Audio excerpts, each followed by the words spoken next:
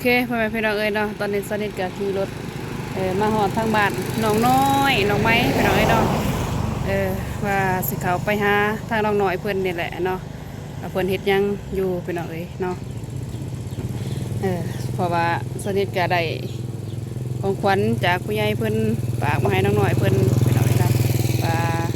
พี่น้องเพิ่นเกิดอุบัติเหตุแล้วเนาะสนิทกับบ่ทันได้เข้ามาหาทางน้องเพิ่นจักเทื่อเนาะเพราะว่าติดธุระส่วนนี้ก็งานร้องตลอดพี่น้องเอ้ยเนาะซอยพี่ซอยน้องตลอดเลยสนิทก็ได้เลยบ่ได้เข้ามาหาทางน้องหน่อยน้องไม้เพิ่นพี่น้องเอ้ยเนาะเนาะก่อนอื่นกะกับทักทายสบายดีเด้อพ่อแม่แม่FC สุโขสุคนเนาะบ่ว่าสิอยู่ภายในและก็ต่างประเทศเนาะก็ยินดีเข้าสู่สองเช้านี้เราไต่เส้นเก่าเส้นเคยพ่อแม่พี่น้องเอ้ยเนาะมาพบมาพอกันมื้อนี้เพิ่นก็เข้ามาบ้านน้องหน่อยน้องไม้รถกระไรพี่น้องเอ้ยเนาะแดนส่วนๆเลยอยู่สนิทยานรถก็พอแล้วเนาะเพราะว่าเฮือนน้องเพิ่นแคมป์ต่างพี่น้องเนาะไปสนิทก็สิเอาเครื่องมาให้ทางน้องหน่อยเลยพี่น้องเอ้ยเนาะก็สิเป็นไข่และกับปลากระป๋องมาม่าเนาะแต่น้องหน่อยเพิ่นตอนนี้ก็บ่ฮู้ว่าน้องเพิ่นเฮ็ดหยังพี่น้องเอ้ยเนาะไข่แน่หรือยังก็บ่ทันฮู้เนาะช่วงก่อนก็ได้ยินแต่หรือว่าได้เบิ่งแต่ทางคลิปทางบ่าวเจ็บเพิ่นพี่น้องเอ้ยเนาะมื้อนี้ก็มาทางน้องน้อยเพิ่นตัวจริงเลยพี่น้องเอ้ยเนาะเด็กน้องเพิ่นก็อยู่ทางในเฮือนสบายดีเด้อโดยเฮ็ดหยังนั่นล่ะนึ่งข้าวโดยอืมเกิดรถล้มเกิดอุบัติเหตุใครแน่ล่ะบ่นี่นักน้องใหม่อีกสบายดีเด้อล่ะเด้อคิดว่าบ่อยู่เฮือนเด้เลยเบิ่งไกลๆเด้เบิ่งค่ะอ๋อเธอพี่น้องเอ้ยเห็นบาดเหลือนเบิดเนาะในคลิปทางแบบเจ็บเพิ่นสนิทกับบ่ทันได้เข้ามาหาน้องเพิ่นจักเทื่อเนาะฮะก็เข้ามามื้อนี้แหละพี่น้องเอ้ยเนาะพากันไปใส่จังหวัดลมว่าทาวแน่ไปบอกพี่น้องไปบอกพี่น้องเลยมึงเอ้ยบ้างเครื่องไว้ดีกว่า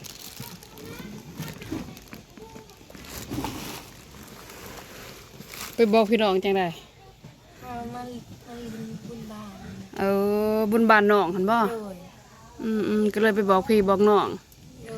ก็เลยรถไปล้มบัดนี่ไผเป็นคนขับน้องไปกับไผไปกับหมูไปกับหมูเขาไปบอกพี่บอกน้องเนาะนึ่งข้าวพี่น้องเอ้ยใส่ฟืนเอาตอนนี้กับไข่แน่แล้วตอนนี้เนาะไปอยู่บ่ห้องหมอค่ะ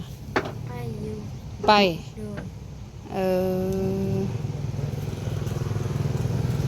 เสียค่ายุคขยะน้ำเพิ่นเท่าใด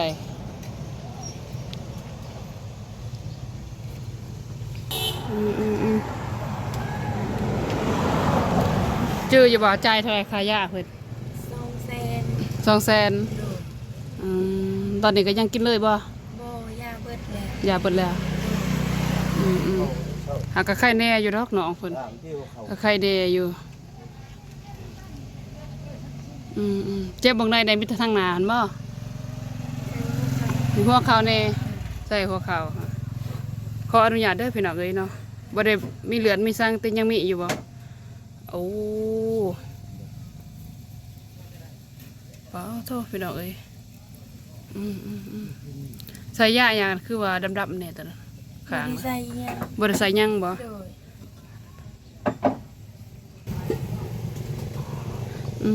พี่น้องเอ้ยเนาะพวกเก่าเพิ่นบริไปเป่าไปยังวันนี้ถอดตะกินยาลวงบ่ไปเป่า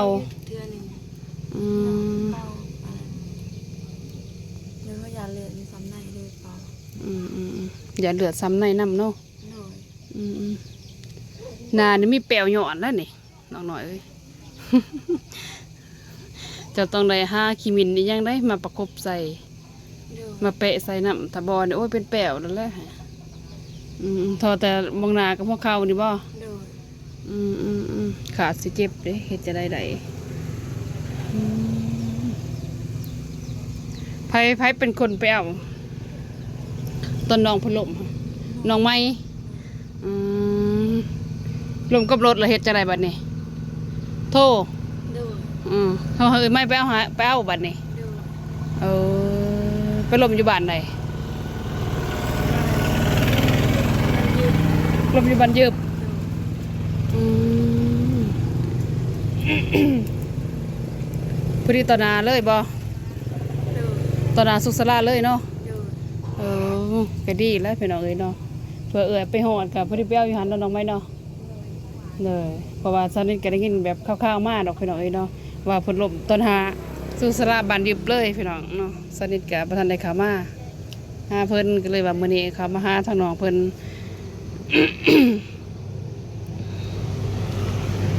ใช่ละข่าวซิกแล้ววันนี้ เด็กแล้ว ซิกแล้วจะได้น้องก็สวยเลยบ่ โดย สวยเลยเหรอเลยจะหน่อยเขามันสิเห็มหวนแล้วซอยเองได้บ่หรือให้เอื่อยซอย ใส่เองก็ได้ ซอยเองก็ได้อ้าวซอยเขาก้อนสันจะหน่อยสิมีรางวัลให้ค่าซอยเขา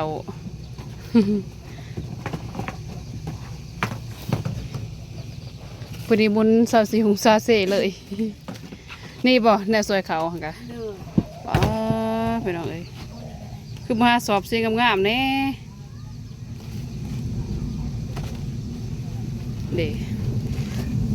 ได้พัดอยู่บ่กระสอบนั่นก็ได้ พัดแต่มันออกสีแบบนี้เออ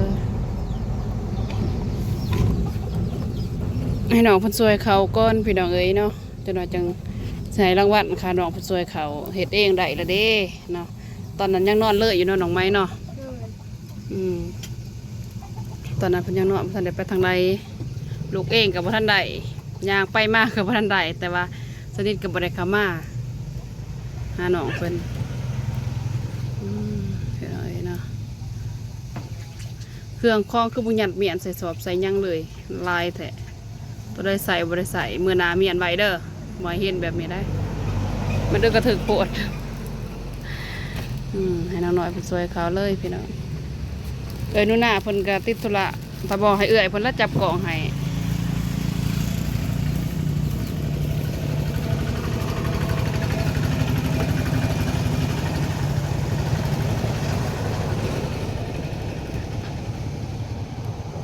มายามเสาร์แน่พี่น้องเอ้ยเนาะสิเสาร์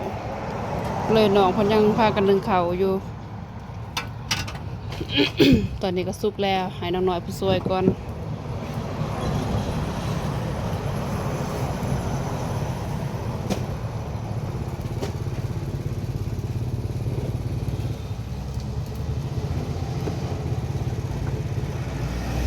โอ้อายออกคักอย่างนี้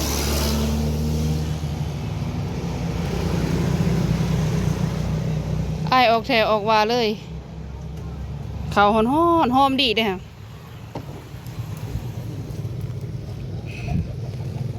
เขาตัวเบาสายมาซอยบ่มาให้แม่นบ่ โดย เออหอมดีเลยเขาเพิ่นกะ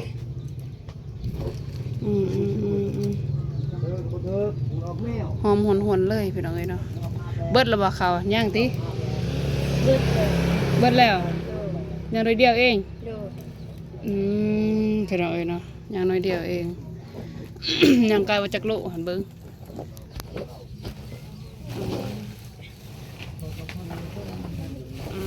ประมาณทางหนึงพี่น้องเอ้ยเนาะ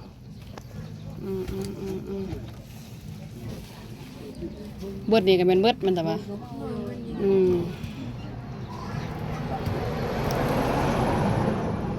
บ่ได้ไปหางานทางอื่นบ่น้องไม้บ่ได้ออกไปทางอื่นบ่มื้อนี้ก็ได้บ่ได้มารับจ้างหับบายบ่ มันยังไม่ได้ไปวันไหนเมื่อวานนี้ไป เออหมู่บ้านนี่นอนไปซอยงานเขาบ่ โดย เลยไปซอยงานอย่างงานดองเขา นอนเมนแล้วงานดองเขา เลย งานดองในบ้านก็เลยเป็นพี่น้องก็เลยไปซอย เออ ว่าเอาแห้งได้เด้อเพราะว่าเอ้ยนิดบ่มีไม้ บอกค่อยๆบ่ได้ยินได้จนว่าพ่อแม่ FC เพิ่นสิเงียงหูฟังเสียงน้องเว้าค่ะให้เว้าแห้งโลดทั้งแห้งเลยแหละของแนวมันบ่ได้มีไม้เด้เพื่อโทรศัพท์เฮาสิดูดเอ้ยนิดนี่เว้าไกลได้ยินแห้งได้เพราะว่ามันไกลเด้โทรศัพท์ไกลกันกับปากเอ้ยนิดน้องก็สิบ่ได้ยินปานใดน้องนั่งใกล้กล่องแน่ถ้านั่งไกลๆให้ได้ยินเต็มโลดแหละ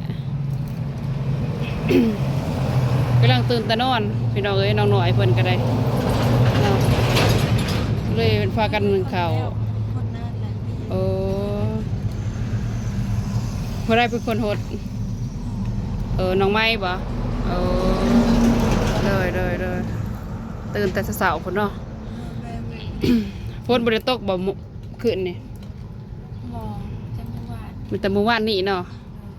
ตอนแรก อืมแห้งเติมเนาะจนเห็นไหดินซุ่มเบิดได้พี่น้องเอ้ยเนาะต้นใหม่ก็เกี่ยวทุ่มขึ้นเลยส่วงนี้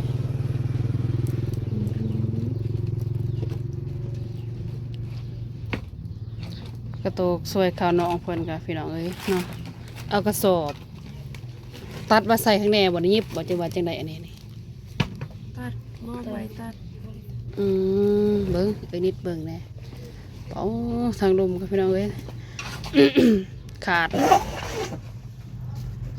มันลุน้องจะเอาสอบมาปกใส่บ่ เลย เป็นอะไรเนาะถ้าบอกกับห้าส่วนก็กระตาดแบบนี้ก็ต้องได้มาห้องอยู่ดีแหละเป็นอะไรเนาะอมตะขนาด กระสอบเบื้องต้นนี่ข้าวแมันบ่ ลืม ใส่จักปี้แล้วนี่จื้ออยู่บ่ ลายปี หลายปีแล้วบ่ โดยตามจำความใดกะน้องเตน้องไม้กับน้องหน่อยหน่อย เออจนว่าใหญ่สำนีเนาะก็ยังน้ำใสอยู่พี่น้องเอ้ยเนาะถือว่าโอเคเลยพี่น้องเอ้ยเนาะทนทานดีเลย แต่ก็กระตูกเพิ่นนี่ขาดน้ำแน่แล้วพี่น้องเอ้ยเนาะสอบคือกันนี่ก็ขาดไปน้ำแล้วนี่มองน้องเพิ่นสวยเขาพี่น้องนี่ขาดเปิดละพัดออกอยู่บ่แบบนี้เคยพัดอยู่บ่นี่ เคย พัดแต่มันเป็นสีแบบนี้เนาะ โดย โอ้แต่ก็เป็นสีแบบนี้พี่น้องเอ้ยเนาะน้องเพิ่นก็พัดอยู่ออกตั้งแต่ขาดตัวนี้ บ่ เป็นสีสันเก่า อืม กระแสบดีนัวดีแล้วกินข้าวกับพี่น้องเมียนไว้กระโตกแบบอันนี้เพิ่นพี่น้องเอ้ยเนาะ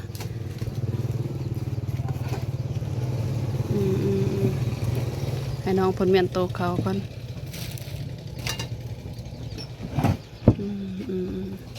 สนิทมากอ่ะบ่ได้มีหยังล่วงร้ายมื้อนี้เนาะทางอ้ายหักสนิทเพิ่นได้ฝาก มาเข้าเรื่องเลยซะน้องหน่อยน้องไม้ เลย พี่น้องเอ้ยเนาะเพราะว่าน้องเพิ่นก็อันนี้อยู่เอาเครื่องมาให้น้องเนาะเป็นบะหม่อมให้น้องเลยเนาะเป็นไข่แล้วก็ปลากระป๋องแล้วก็เป็นมีเพราะว่าน้องน้อยบ่สบายลมกับรถเกิดอุบัติเหตุอ้ายเพิ่นก็ได้มาได้โทรมาหาสนิทหรือว่าได้เซตทางขอความมาหาคือบ่ไปหาทางน้องน้อยน้องไม้แน่เพิ่นว่าเนาะแล้วก็ FC หลายๆคนเนาะเพิ่นก็ได้ฝากมาให้สนิทเข้ามาหาน้องไม้น้องน้อยอีกเพิ่นว่าเนาะแต่ก็สนิทช่วงหนึงก็บ่ได้เข้ามาเพราะว่างานดองซอยพี่ซอยน้องเพิ่นแน่แล้วก็กับสนิทเองก็บ่สบายช่วงนั้นก็เลยบ่ได้เข้ามาติดหาทางน้องเพิ่นก็เลยมื้อนี้เป็นโอกาสดีเนาะสิให้รางวัลน้องน้อยเกี่ยวเขาอันนี้ซวยเขานี่แหละกับบ่มีหยังร้ายพี่น้องเอ้ยเนาะนี่มีไข่สนิทสิแกะให้ซื้อเอาอยู่หันเอื่อยเองเลยเนี่ยเอามาให้นี่ไข่สดๆเลยเกิดไข่ออกมาจากฟาร์มเลยได้นี่ โอ้แกะมือเดียวนี่สิได้อยู่บ่มัดจังได้ละสนิทมัดกับขอดเขายังไงอยู่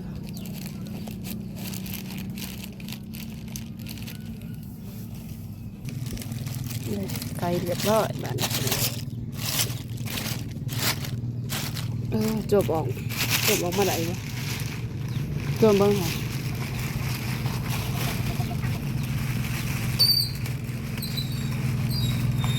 ดึงออกมาเออ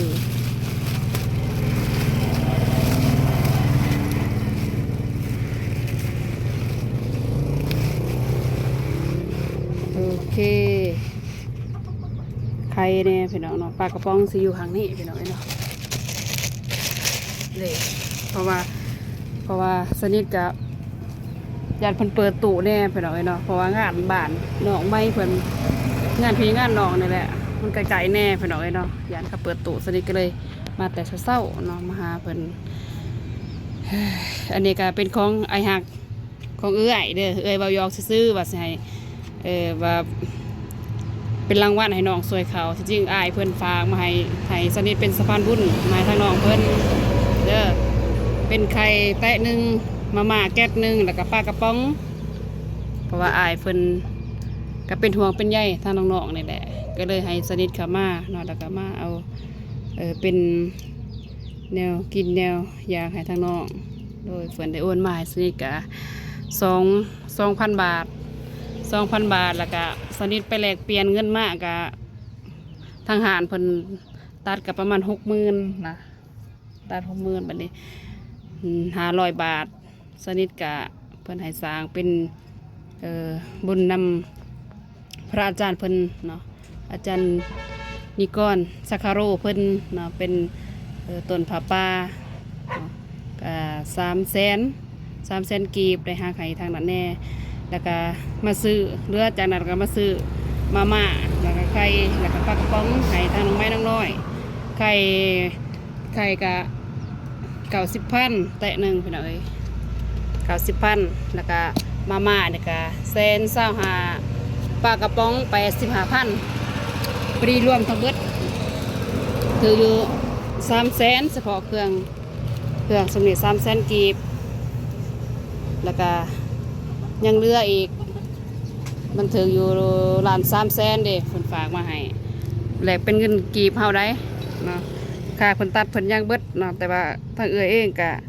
บ่ได้ยังดอกเนาะก็มาให้ทางน้องๆเพิ่นนี่แหละเนาะเอื้อยบ่ได้ยังเลยได้เอื้อยเป็นแต่สะพานบุญให้ทางน้องๆเพิ่นได้ทางอ้ายเพิ่นแน่โดยเบิ่งเอื้อยสิเอาเงินให้ก่อนพอดีเงินตกเหลือตัวจริงนะก็สิถืออยู่ประมาณ700,000พี่น้องเอ้ยนะ